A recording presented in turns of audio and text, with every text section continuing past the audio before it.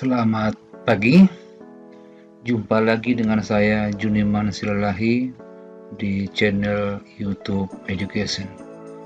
Di video kali ini saya akan membahas penyelesaian soal balok statis tak tentu menggunakan persamaan defleksi.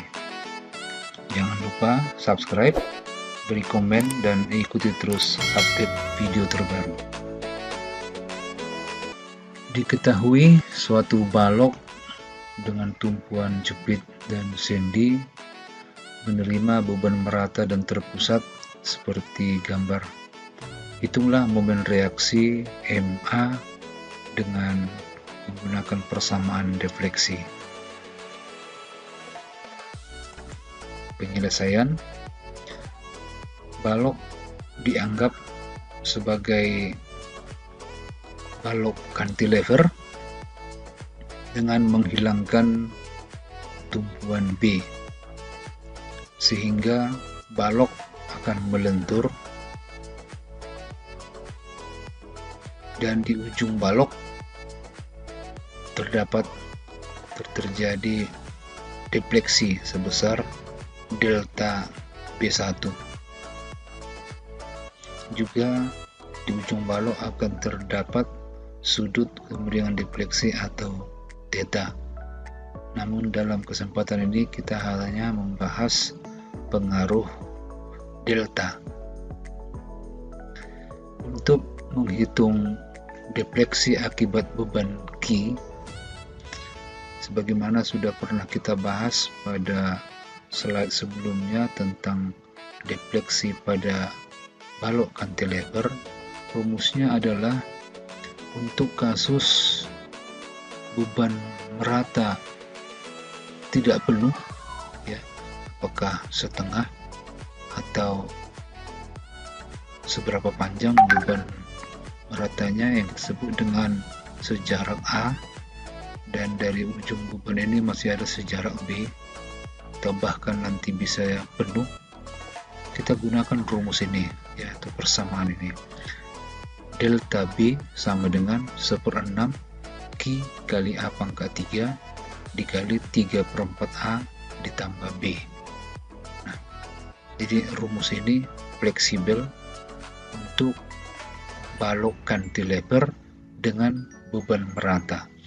Kita masukkan angkanya, maka delta B1 ya itu sama dengan 36,667.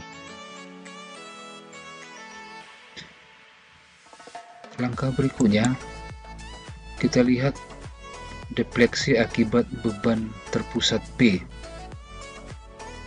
Akibat beban P, kita lihat defleksinya ya, dengan menganggap tumpuannya tadi dihilangkan tumpuan B, dengan menganggap dia sebagai balok cantilever dengan beban P, maka terjadi lendutan atau defleksi sebesar delta B2. Delta B2 untuk kasus beban terpusat.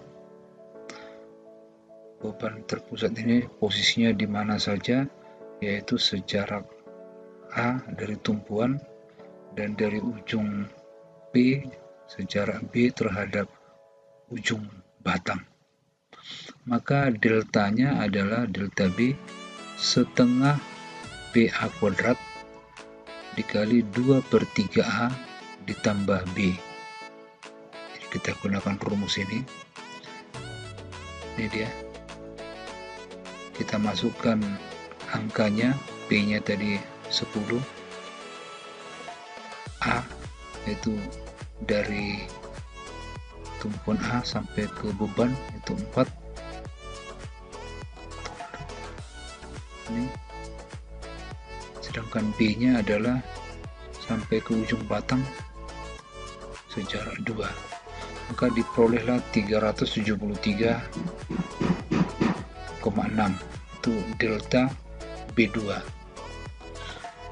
Jadi delta B1 ini akibat beban rata Q delta B2 akibat beban P. Ini dia. Nah, rumusnya ini sudah umum ya. Ini untuk beban merata, ini untuk beban terpusat. Agar supaya di ujung balok tidak terjadi defleksi, harus ada gaya reaksi di titik B sebesar RB mengimbangi defleksi tersebut. Jadi sesungguhnya kan tidak terjadi di sini defleksi, ini juga tidak terjadi defleksi karena ada tumpuan B. Nah, untuk mengimbanginya di sini ada reaksi di B. Jadi kalau dilihat pengaruh RB terhadap defleksi yang bakal terjadi yang kita sebut dengan delta B3.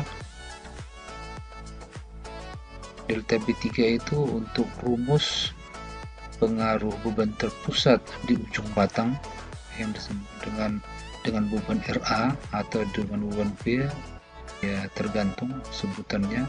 Kalau di sini pengaruh beban RB disebutkan RB, maka rumusnya adalah delta B sama dengan 1/3 RB kali L pangkat 3. Di RB ya, bukan RA. Nah, jadi kita masukkan rumusnya. Ini kita berikan negatif karena melenturkan batang ke atas, sehingga diperoleh angkanya delta B3 itu min 72 RB.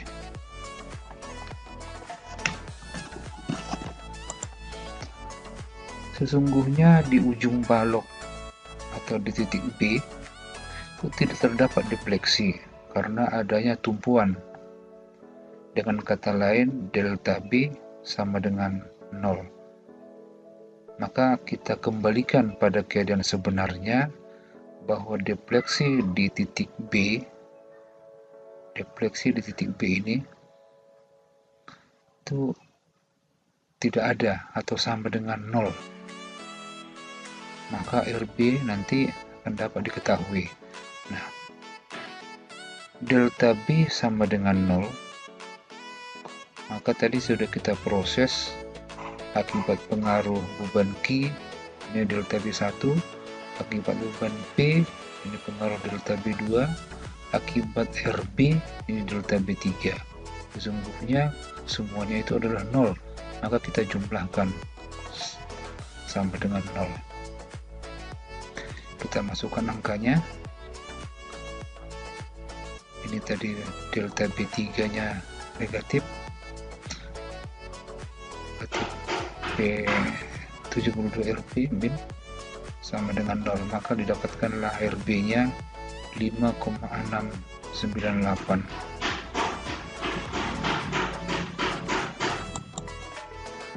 Selanjutnya RA dan MA dapat kita hitung dengan bantuan persamaan keseimbangan statika. Sigma P sama dengan 0 ya, perhatikan sigma P sama dengan 0, semua gaya yang vertikal itu sama dengan 0 supaya terjadi keseimbangan. Kita mulai RA positif dikurang Q kali 2 dikurang P 10 ditambah RB. Jadi RA ditambah RB dikurang Q kali 2 dikurang P hasilnya 0, maka diperolehlah besaran RA atau reaksi di tumpuan A 14,302. Selanjutnya sigma momen di titik B sama dengan 0. Jadi persamaan statika sigma MB sama dengan 0 itu untuk mendapatkan MA nantinya kita proses RA dikali 6 dikurang Q kali 2 dikali 5 di tengah-tengah ini dikurang P kali 2 dikurang MA. Ini karena perlawanan jarum jam. Nah, kita masukkan angkanya, maka didapatkanlah MA-nya 15,812 kN/meter. Nilai ini adalah negatif ya. Jadi dalam perhitungannya kita sebutkan positif, tapi sesungguhnya dia nanti negatif karena batang melentur ya, melenturkan batang ke atas. Kalau dia melenturkan batang ke atas, maka dia adalah momennya negatif. MA sama dengan 15,812 tapi negatif. Jadi nilai negatif dan positif itu pengaruhnya sama, hanya yang membedakan posisi. Jadi posisi lenturan di ujung tumpu ini melentur ke atas, maka serat atas itu saling tarik menarik dan serat bawah saling menekan, maka dia terjadi momen negatif. Kita lukiskan diagramnya seperti ini. Melentur, melengkung ini. Nah, untuk mendapatkan momen di titik C maupun momen di titik D itu dapat kita lakukan dengan menggunakan persamaan statika. Karena sudah diperoleh besar MA, sudah mudah kita dapatkan. Jadi sudah mudah dicari momen di setiap titik. Jadi kalau Anda cari nanti momen di C itu adalah RA dikali 2 dikurang Q kali 2 kali 1 lalu dikurang MA. Diperoleh nilainya 2,792. Di titik D, RA kali 4 dikurang Q kali 2 dikali 3 lalu dikurang MA. Nilai MA tadi sudah dapat ini. Nanti akhirnya didapatkanlah plus 11,396. Sedangkan momen di titik B itu harusnya 0.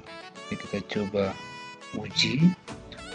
RA dikali 6 dikurang Q kali 2 dikali 5 dikurang P kali 2 dikurang MA. Nanti hasilnya adalah 0. Maka kita dapat melukiskan diagramnya. Ini berbentuk parabola cekung, ini garis lurus miring, dan ini menuju 0. Nah, seperti inilah diagram momen lenturnya.